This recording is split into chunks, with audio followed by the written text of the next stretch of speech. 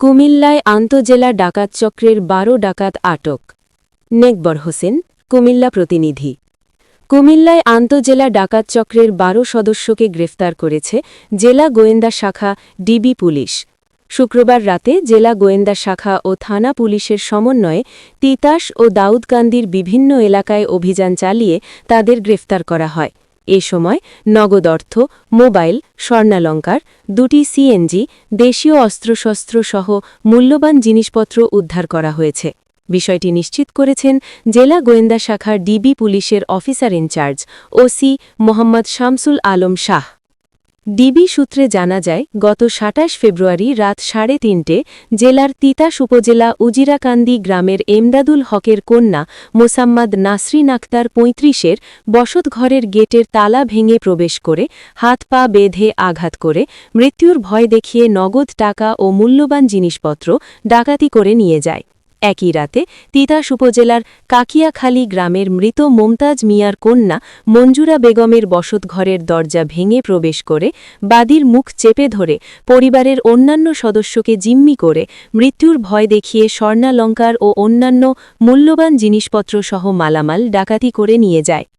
উক্ত ঘটনার প্রেক্ষিতে পৃথক ২টি মামলা দায়ের করা হয়। পুলিশ সুপার আসিফুজ্জামান পিপিএমের নির্দেশে অতিরিক্ত police super crime and ops এবং সহকারী পুলিশ সুপার দেবিদ্দার সার্কেলের নেতৃত্বে অফিসার ইনচার্জ জেলা গোয়েন্দা শাখা ও ডিবির টিম এবং অফিসার ইনচার্জ দাউদকান্দি মডেল থানা ও দাউদকান্দি থানার টিম গোয়েন্দা তথ্যের ভিত্তিতে তিতাস দাউদকান্দি থানার বিভিন্ন এলাকায় অভিযান চালিয়ে ১২ জন ডাকাতকে গ্রেফতার করে।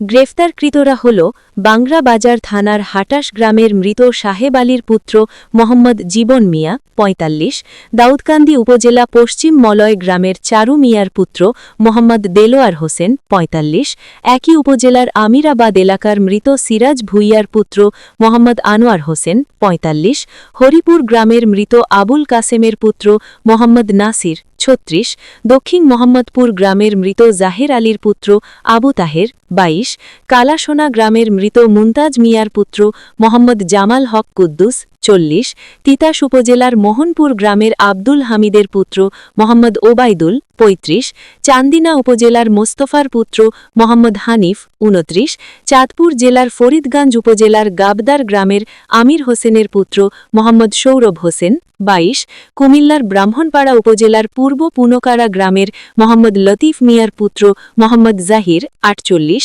দাউদকান্দি উপজেলার বেখিনাঘর গ্রামের মৃত আলী হোসেনের পুত্র মোহাম্মদ মকবুল হোসেন ৩৭, একই উপজেলার দক্ষিণ নগর গ্রামের মৃত আব্দুল রশিদের পুত্র মোহাম্মদ কামাল ৩২।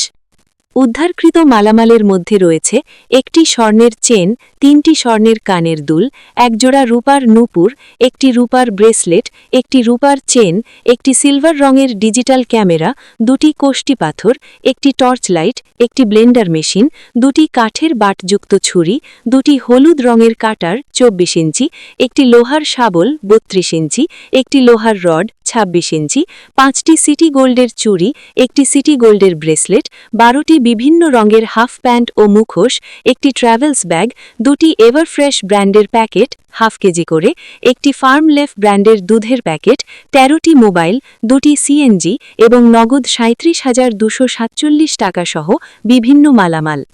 এ বিষয়ে জেলা গোয়েন্দা শাখা ডিবি পুলিশের officer in charge OC Mohammad Shamsul Alam Shah জানান, ২টি বাড়িতে পৃথক ডাকাতির ঘটনায় ১২ জনকে গ্রেফতার করা হয়েছে। এ সময় নগদ অর্থ, স্বর্ণালঙ্কার, মূল্যবান জিনিসপত্র উদ্ধার করা হয়েছে।